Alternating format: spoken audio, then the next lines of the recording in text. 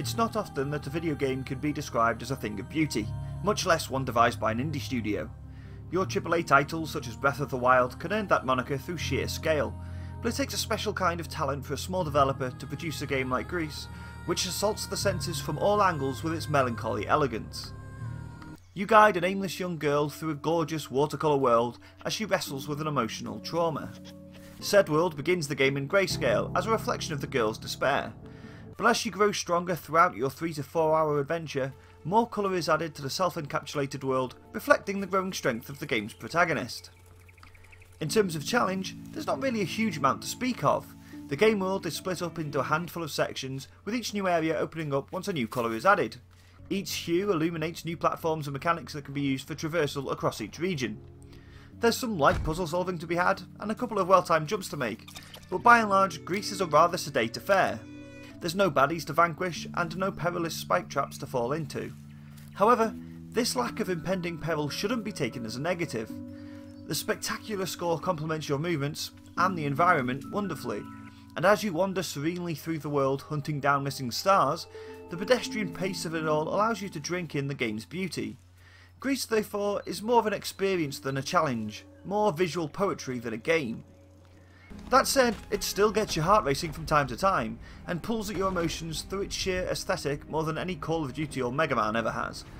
I genuinely jumped out of my skin at one point, and by the end of the experience I was left with a wistful, if slightly sad, smile on my face. And while the game never challenged me to pull off Celeste-style hardcore platforming sections, I truly enjoyed guiding the anonymous female at the centre of this story through the world. Hopping across crimson treetops, smashing through grey masonry, and pirouetting through watery ravines all felt tight and responsive, whilst offering just enough floatiness to complement the game's dreamy feel.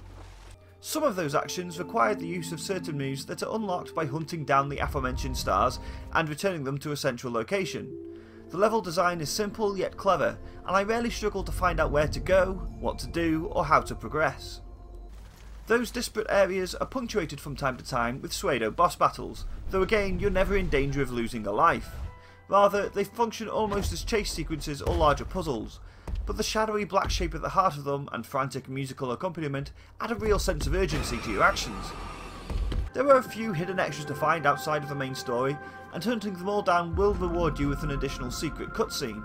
It doesn't really add a whole lot to the experience, and there's not really a lot compelling you to play through the game twice, but having an excuse to spend a little extra time in the world and explore a couple of nooks and crannies you may have missed the first time around is quite nice. Few games are as beautiful and as elegant as Gris. You won't be challenged to finish it, and a 3 to 4 hour playtime seems a shame when the world you inhabit is as gorgeous as this. But as an experience, it's absolutely stunning. From the way the colours add layers and layers to an otherwise unchanging environment, to the frankly outstanding score accompanying the protagonist's grief-stricken journey, Gris is a piece of interactive art that excels in everything it sets out to do. 4 stars.